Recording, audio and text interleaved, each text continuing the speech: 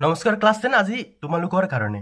আমি আলোচনা কৰিম বৈচিত্ৰ্যময় অসম নৱম আৰু দশম শ্ৰেণীৰ দুইটা লেসন দুইটা ক্লাছৰ বাবে ইয়াতে আছে কিন্তু আজি আমি ক্লাছ 10ৰ বাবে বৈচিত্ৰ্যময় অসমৰ পৰা কি লেসন আহিব যেহেতু তোমালোকৰ প্ৰথম ইউনিট টেষ্ট ওচৰত আহিছে সেই কাৰণে প্ৰথম ইউনিট টেষ্টৰ কাৰণে তোমালোকৰ চাব লাগিব তিৱাসকল দেউৰীসকল নেপালী ভাষী গোৰ্খাসকল এই তিনিটাৰে আজি আমি ওৱান শৰ্ট টাইপ আমি সকলো কোৱেশ্চন এনসাৰ আমি আলোচনা কৰিম ঠিক আছে সকলো কোৱেশ্চন বিলাক আমি এফালৰ পৰা চাই যাম বহি আছে নোটছ আছে কি আছে ওচৰত আছে লোৱা আৰু এফালৰ পৰা মই গোটেই কিটা কোৱেশ্চন কিতাপৰ ভিতৰতে আছে সম্পূৰ্ণকৈ আমি অলপ বিচাৰিব লাগিব সেইকিটা মই গোটেই তোমালোকক কৈ দিম ঠিক আছে বৈচিত্ৰ্যময় অসম নামৰ পাঠৰ পৰা তো অসমীয়াৰ দুটো পাঠ হয় তোমালোকে জানা মেট্ৰিকত তোমালোকৰ 10 নম্বৰ বা 8 নম্বৰ আহে আৰু তোমালোকৰ প্ৰথম ইউনিট টেষ্টৰ কাৰণেও 6 বা 8 নম্বৰ তোমালোকৰ জিলা অনুযায়ী কোন জিলাত কিমান নম্বৰ দিয়ে হেতু তোমালোকৰ জিলাত নিৰ্ধাৰণ কৰিব যে ইমান নম্বৰ দিব বুলি ঠিক আছে আজি আমি আলোচনা কৰিম তিৱাসকল দেউৰীসকল নেপালী ভাষী গোৰ্খাসকল এটা ষ্টাৰ্ট কৰিম প্ৰথমে আমি চাম তিৱাসকলৰ পৰা ওৱান শট ভিডিওটো আৰম্ভ কৰিবলৈ লৈ আছো চেনেলটো সাবস্ক্ৰাইব কৰিবা এনেকুৱা ধৰণৰ ভিডিওসমূহ তোমালোকে সম্পূৰ্ণভাৱে আদৰ্শ পাঠশালা চেনেলত পাই থাকিবা ঠিক আছে এতিয়া আমি প্ৰথমতে চাম তিৱাসকলৰ ওৱান শট গোটেইকিটা কোৱেশ্চন বিলাক আমি আলোচনা কৰিম ঠিক আছে 74 নম্বৰ পৃষ্ঠাত আছে বহি এটা লোৱা আৰু তোমালোকে ভালদৰে নোটস কৰি যোৱা যে কিবিলাক কোনবিলাক কোৱেশ্চনৰ এনসাৰ কি হ'ব চোৱা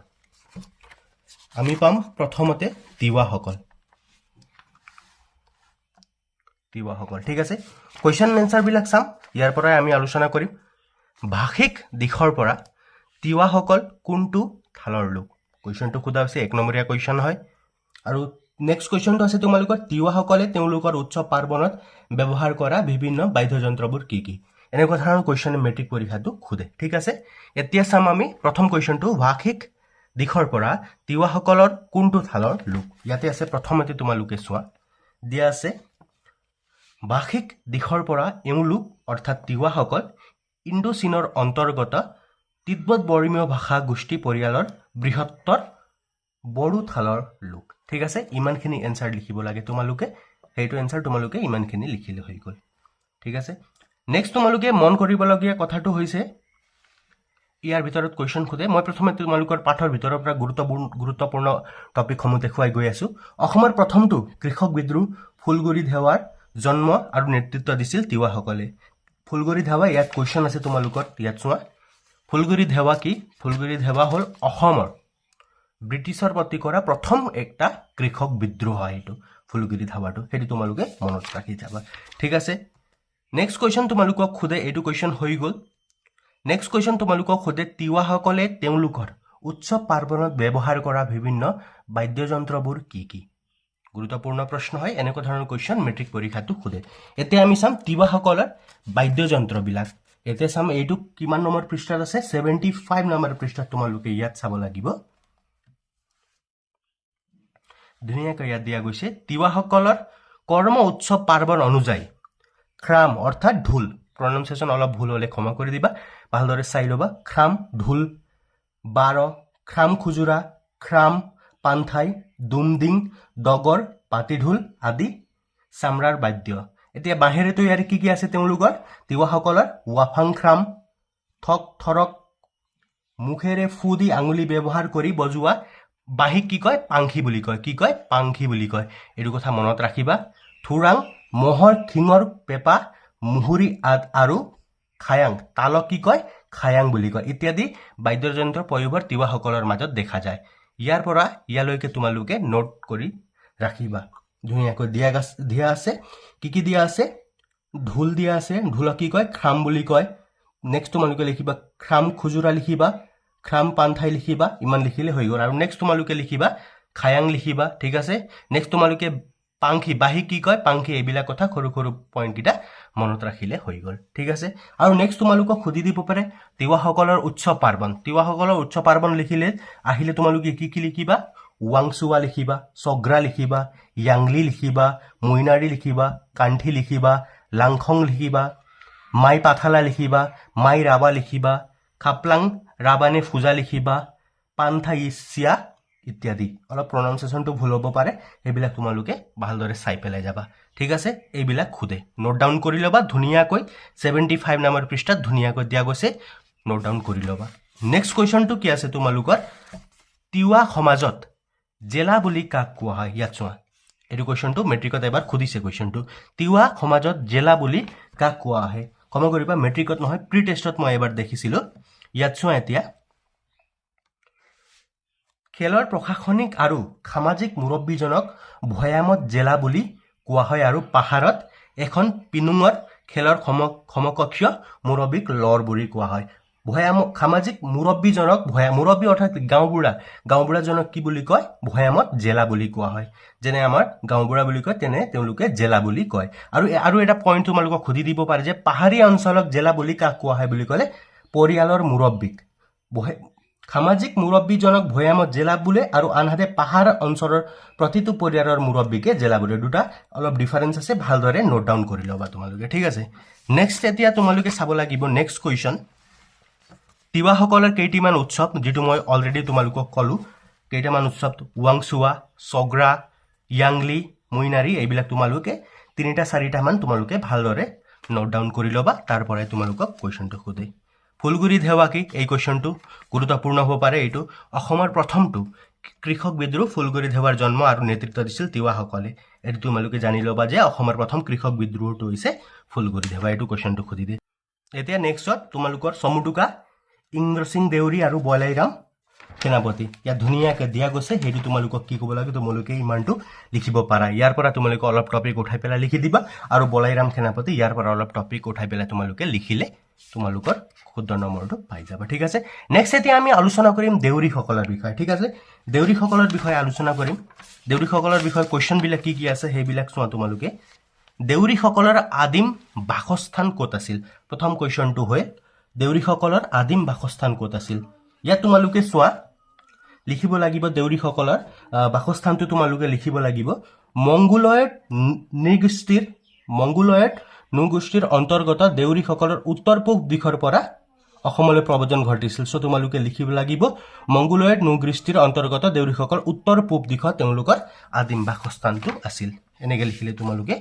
হৈ যাব নেক্সট তোমালোকে লিখিব লাগিব দেউৰীসকলৰ সামাজিকভাৱে কেইটা আৰু কি কি খেলত বিভক্ত গুৰুত্বপূৰ্ণ প্ৰশ্ন হ'ব পাৰে ইয়াত দিয়া আছে চোৱা ইয়াতে এনসাৰটো আছে দেউৰীসকলৰ সামাজিকভাৱে 4টা খেলত বিভক্ত দিবঙীয়া টেঙাপনীয়া বৰগঞা আৰু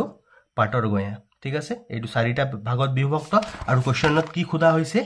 কি কি খেলত বিভক্ত উল্লেখ কৰি ইয়াত দিয়া আছে আৰু চোৱা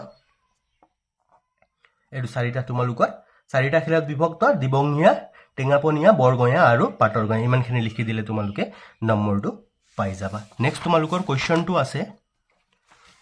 খদিয়াৰ পৰা প্ৰব্ৰজন হৈ আহি দেউৰীসকলে প্ৰথমতে অসমৰ কোনকেইখন জিলাত বাস কৰিবলৈ লৈছিল বৰ্তমান অসমৰ কেইখন জিলাত তেওঁলোকে বসবাস কৰিছে এতিয়া খদিয়াৰ পৰা প্ৰব্ৰজন হৈ ইয়াৰ এনসাৰটো ইয়াত দিয়া আছে খদিয়া অঞ্চলতে দেউৰীসকলে বহু বছৰ ধৰি বসবাস কৰি আছিল কালক্ৰমত সম্ভৱতঃ প্ৰাকৃতিক দুৰ্যোগ আন্তঃগোষ্ঠীগত যুদ্ধ বিগ্ৰহ অথবা উৰ্বৰা কৃষি ভূমিৰ খণ্ডানত এই ঠাই এৰি লুইতৰ বুকুৱেদি ভটিয়াই আহি তেতিয়াৰ অবিভক্ত শিৱসাগৰ জিলাৰ মাজুলী আৰু লখিমপুৰ জিলাৰ ডিক্ৰং নদীৰ পাৰত প্ৰথমে বাস কৰিবলৈ লয় ইমানখিনি লিখিলে তোমালোকে নম্বৰটো পাই যাবা আৰু কুৱেশ্যনটো কি সুধিছে বৰ্তমান কিমানখন জিলাত বাস কৰে বুলি ক'লে 8খন জিলা কেইখন জিলা হ'ল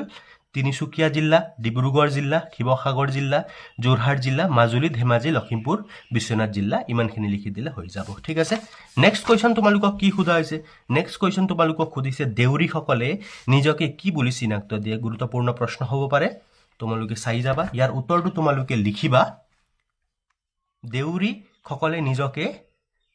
ইয়াত চোৱা দেউৰীসকলে নিজকে জিম চনয়া বুলি চিনাকি দিয়ে ইমানখিনি লিখিলে হৈ গ'ল তোমালোকৰ ঠিক আছে নেক্সট এতিয়া চোৱা তোমালোকে নেক্সট কুৱেশ্যনটো আছে দেউৰী ভাষা তিব্বতধৰ্মী ভাষা গোষ্ঠীৰ কোনটো ভাষা পৰিয়ালৰ অন্তৰ্ভুক্ত কোন চনত দেউৰী ভাষাক অসমৰ চৰকাৰে চৰকাৰীভাৱে স্বীকৃতি প্ৰদান কৰে ইয়াৰ উত্তৰো ইয়াতে আছে তোমালোকে চোৱা দেউৰী ভাষা মূলতঃ চীন তিব্বতীয় ভাষাগোষ্ঠীৰ তিব্বত বৰ্মীয় ভাষা পৰিয়ালৰ বড়ো ভাষাৰ অন্তৰ্গত কি ভাষাৰ বড়ো ভাষাৰ ঠিক আছে নেক্সট তোমালোকক কোৱেশ্চন খুদিছে কিমান চনত স্বীকৃতি দিছিল চৰকাৰে 2005 চনৰ 28 জানুৱাৰী তাৰিখে অসম চৰকাৰে দেউৰী ভাষাক চৰকাৰী স্বীকৃতি দিয়ে ইমানখিনি লিখিলে তোমালোকৰ হৈ যাব কোৱেশ্চনটো খুদি দিব পাৰে চাই ল'বা ভালদৰে নোট ডাউন কৰি ল'বা চেনেলটো সাবস্ক্ৰাইব কৰিবা ভিডিঅ'বিলাক তোমালোকে কন্টিনিউ পাই থাকিবা নেক্সট তোমালোকে চাব লাগিব দেউৰীসকলে পালন কৰি অহা তেওঁলোকৰ 4টা উৎসৱৰ নাম লিখা উৎসৱ পাৰ্বণৰ বিষয়ে ভালদৰে তোমালোকে চাই যাবা তোমালোকক খুদি দিব পাৰে ঠিক আছে 4টা উৎসৱৰ বিষয়ে তোমালোকক খুদিছে ইয়াত চোৱা দেউৰীসকলে পালন কৰা উৎসৱ যেনে ৰঙালী বিহু মাঘ বিহু বা তেওঁলোকৰ নিজৰ কিছুমান খুকিয়া কৃষি ভিত্তিক উৎসৱ আছে যেটো হল বিবা বসু গিবা মেছু এটো তোমালোকে চাব পাৰা যেটো বসন্ত আদৰণি উৎসৱ হয় তোমালোকে নেক্সট তোমালোকে লিখিব পাৰিবা বিসু দাবেবা মেছু বা তোমালোকে নেক্সট লিখিবা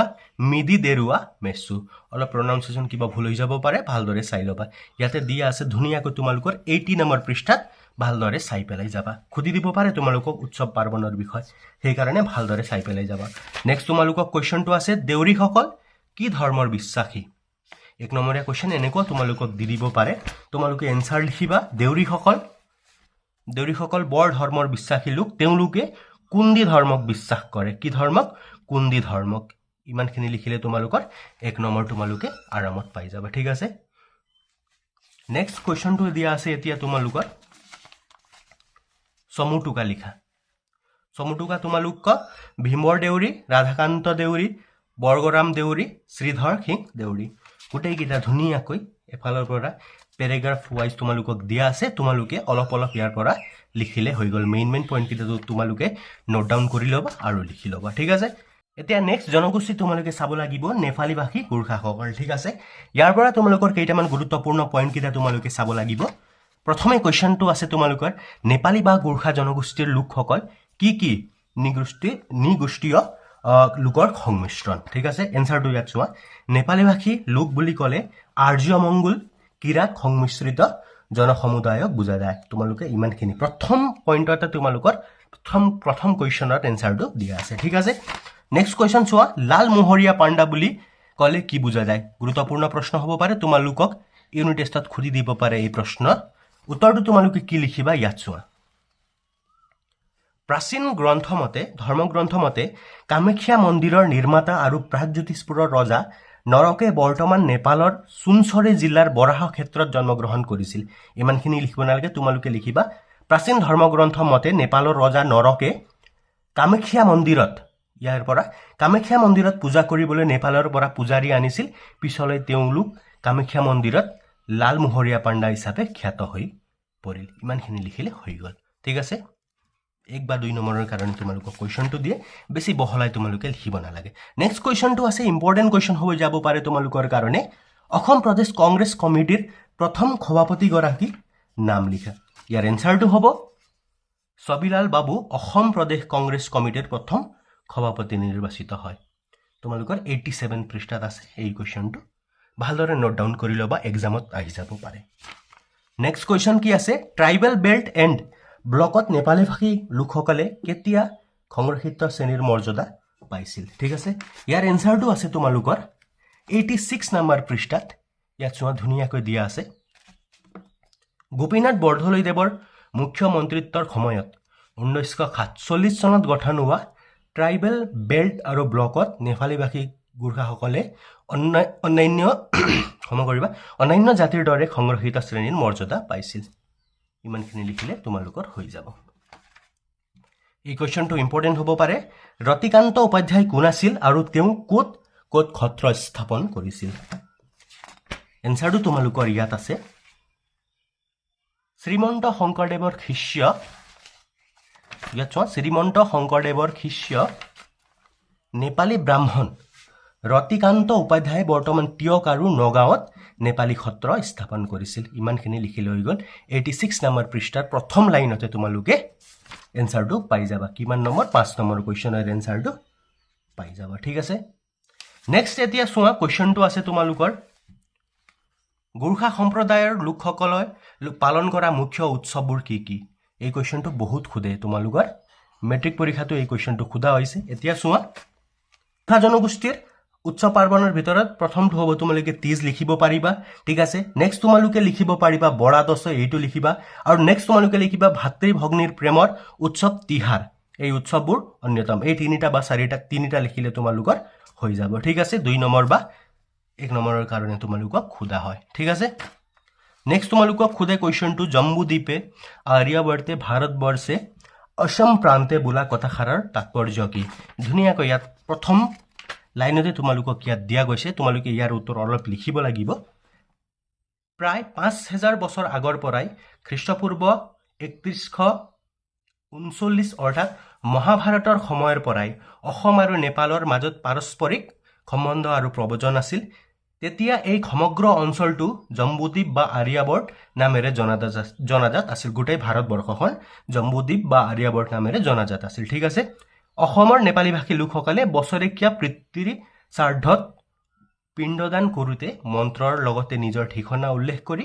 জম্বুদ্বীপে আৰ্যভট্টে ভাৰতবৰ্ষে অসম প্ৰান্তে বুলি কয়। ইমানখিনি লিখিলে হৈ গ'ল তোমালোকৰ। প্ৰথমতে তোমালোকে পাই যাবা এইটো, ঠিক আছে। নেক্সট তোমালোকৰ কুৱেশ্যনটো হ'ব ভৌগোলিক সন্ধি কেতিয়া হৈছিল আৰু এই সন্ধি মতে কোনখন দেশৰ ভূভাগ আৰু জনসমষ্টি ভাৰতৰ অন্তৰ্ভুক্ত হৈছিল? ইয়াৰ এনচাৰটো তোমালোকে পাবা পৃষ্ঠা নাম্বাৰ 86ত। ইয়াত চোৱা, ব্ৰিটিছ আৰু নেপালৰ মাজত ভৌগোলিক সন্ধি হৈছিল কিমান চনত? 1815 আৰু 16 চনত। নেপালৰ নাগৰিকৰ সৈতে ভাৰতৰ উত্তৰ নেপালৰ বহু ভূভাগ ভাৰতৰ লগত ভৌগোলিক সন্ধিৰ মতে কি হৈছিল? জনসমষ্টিৰ ভাৰতৰ অন্তৰ্ভুক্ত হৈছিল। ইমানখিনি লিখিলে তোমালোকে হৈ যাব। এতিয়া তোমালোকৰ মেইন টপিকটো আহিল চমুটোকা, যিটো তোমালোকৰ এক্সামত সুধিবই। ছবিলাল উপাধ্যায়, হৰিপ্ৰসাদ গোৰ্খাৰাই, দলবীৰ সিং লোহাৰ। ধুনীয়াকৈ ইয়াত দিয়া আছে। ছবিলাল উপাধ্যায়ৰ বিষয়ে ইয়াত দিয়া আছে, চোৱা গোটেইটো সোপা। আৰু তোমালোকৰ দলবীৰ সিং লোহাৰৰ বিষয়ে ইয়াত দিয়া আছে, চোৱা গোটেইটো। আৰু লগতে হৰিপ্ৰসাদ গোৰ্খাৰাই গোটেইকেইটা ইয়াত দিয়া আছে। তোমালোকে যিমানখিনি পাৰা মুখস্থ কৰি ল'বা বা এটা নোটত ৰাখি পেলাই তোমালোকে গোটেইকেইটা ভালদৰে ৰিভিজন কৰি ল'বা। এক্সামটো তোমালোকৰ ভাল হ'ব, ঠিক আছে। এইকেইটা কুৱেশ্যনে চাবা, ইয়াৰ পৰা বেছি নাই। 6 বা 7 নম্বৰৰ কাৰণে, 8 নম্বৰৰ কাৰণে বা মেট্ৰিকত 10 নম্বৰৰ কাৰণে কেতিয়াবা দিয়ে। এইবিলাক কুৱেশ্যনে তোমালোকে চাবা, ঠিক আছে। ভালদৰে পঢ়া শুনা কৰিবা। নেক্সট ভিডিঅ'ত আমি বড়োসকল, মটকসকল, মৰাণসকল, মিচিংসকল আদি এইবিলাক জনগোষ্ঠীৰ বিষয়ে গোটেইকেইটা আমি ভিডিঅ' আপলোড কৰি থাকিম। সেইবাবে তোমালোকে চেনেলটো ছাবস্ক্ৰাইব কৰিবা আৰু নিজৰ বন্ধু বান্ধৱীৰ লগত শ্বেয়াৰ কৰিবলৈ নাপাহৰিবা। ধন্যবাদ। ভালদৰে পঢ়া শুনা কৰিবা।